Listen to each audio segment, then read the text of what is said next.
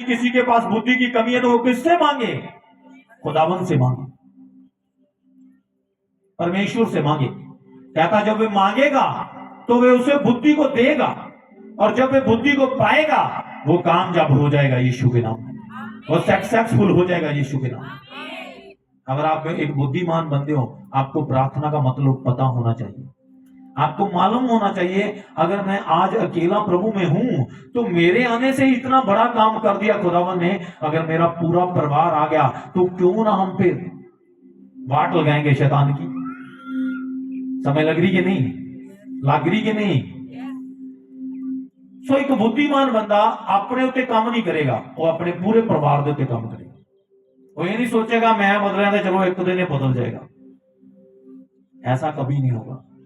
जब आपके पास यहोवा की बुद्धि आएगी आप प्रार्थना करनी स्टार्ट करोगे, फिर उसी उसी रीति से जहां जहां आपके घर में कमी है उसी उसी विषयों के लिए, और जब प्रार्थना करोगे आप तो परमेश्वर जो है आपके रास्तों को फिर खोल देगा।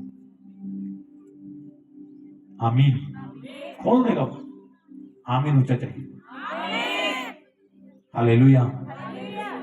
वो खोलेगा, फिर कौन खोलेगा? बोलो, कौन खोलेगा? तो क्या बनना है बुद्धिमान? क्या बनना है? सब बोलो, क्या बनना है? जब आपके पास खुदावंद की बुद्धि आएगी, जो कभी नहीं हुआ खुदावंद करना स्टार्ट कर देगा। आमीन। आप जोर लगा चुके हो सालों से, आप प्रार्थना में जा रहे हो, कह रहे हो प्रभु मेरे बच्चों को बुद्धि दे, मेरे बच्चों को बुद्धिमान बना प्रभु, मेरे पति ने बुद्धिमान बना प्रभु, ਜਿਹੜਾ ਅਸੀਂ ਕੰਮ ਖੋਲੀਏ ਪ੍ਰਭੂ ਕਾਮਯਾਬ ਹੋਏ। ਤੇਰਾ ਵਚਨ ਕਹਿੰਦਾ ਕਿ ਚੰਗੀ ਬੁੱਧੀ ਪਰਮੇਸ਼ਵਰ ਵੱਲੋਂ ਮਿਲਦੀ ਆ। ਪ੍ਰਭੂ ਸਾਨੂੰ ਤੇਰੇ ਵੱਲੋਂ ਬੁੱਧੀ ਮਿਲੇ, ਪਰਮੇਸ਼ਵਰ ਸਾਡੀ ਬੁੱਧੀ ਨੂੰ ਖੋਲ, ਆਪਣੇ ਕੰਮਾਂ ਨੂੰ ਸਾਡੇ ਤੇ ਜਾਣੇ। और एक बुद्धिमान बंदा, हालेलुया, एक बुद्धिमान जो बंदा है वो कभी परमेश्वर से पीछे नहीं हटेगा, कभी वो संडे चर्च मिस नहीं करेगा, कभी भी करोड़ों जाते रहे कभी संडे मिस नहीं करेगा। बुद्धिमान होगा, वो कोई भी काम करेगा प्रभु के वचन में रहकर करेगा। हालेलुया, जोर से बोला हालेलुया। हम 3 को पढ़ेंगे, नीति वचन 3 उसकी 13, 14 और 15। कहता क्या ही धन्य है वे मनुष्य जो बुद्धि पाए और मनुष्य को समझ प्राप्त करे। कहता क्या ही धन्य है वो व्यक्ति जो बुद्धि को पा लेता है। आप धन्य हो जाओगे फिर जब बुद्धि को पालोगे यीशु के नाम। आपका कारोबार धन्य हो जाएगा, आपके बच्चे धन्य हो जाएंगे, आपका परिवार धन्य हो जाएगा यीशु के नाम में। आपको जाने का पता होगा प्रभु के आगे जाना कैसे है।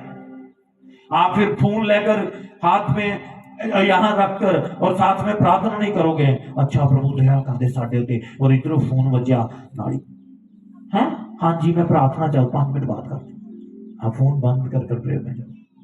हालेलुया। अब बुद्धि दर्शाएगी। कहता जो बंदा जान गया प्रभु के पास जाना कैसे है, परमेश्वर को खोजना। आप एक डॉक्टर के पास जाते हो, बाहर लिखा होता है अपने फोन को साइलेंट पर लगाना और अंदर जाना, लिखा है कि नहीं? लिखा होता है कि नहीं? आप बड़े ऑफिसर के पास जाते हो, वहां पर आपका फोन साइलेंट पर लगा दिया जाता है। सोचो आप प्रभु के पास जा रहे हो, कैसे जाना है? आप फोन साथ में लेकर जा रहे हो, साथ में प्रार्थना चल रही है और फोन पड़ा साथ में, हाँ जी 1 मिनट। सोचो तब जो आपको मिलना था तब आपका खड़क गया फोन, वहीं से आपका ध्यान उखड़ गया, फिर से आपको वही लय में जाना पड़ेगा जहां से पहले शुरू किया था। Hallelujah, hallelujah. और एक बुद्धिमान बंदा एक यदि ऑफिसर के पास जाएगा तो वो ऑफिसर समझकर बात करेगा, वो आम सा नहीं समझेगा।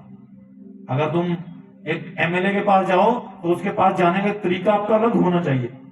आप ऐसे नहीं जा सकते हो कि भाई ऐसे ऐसे कर बैठ सकते हो, ऐसे ऐसे जहां ऐसे ऐसे करके ऐसे ऐसे बात कर सकते हो, नहीं। आप कॉन्फिडेंस के साथ जाओगे और बैठोगे आराम से और बात करोगे, वहां आपका आदर बढ़ेगा। वो जानेगा कि सीखा हुआ है, पढ़ा हुआ है, लिखा हुआ, इसके पास बुद्धि है, मेरे पास आना कैसे है।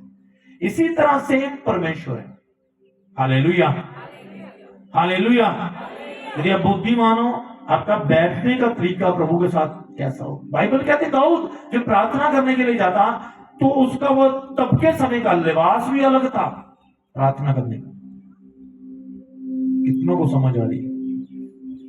वो जानता था प्रभु के आगे जाना कैसे, और यही कारण था कि वो कामयाब होता गया। Hallelujah, hallelujah.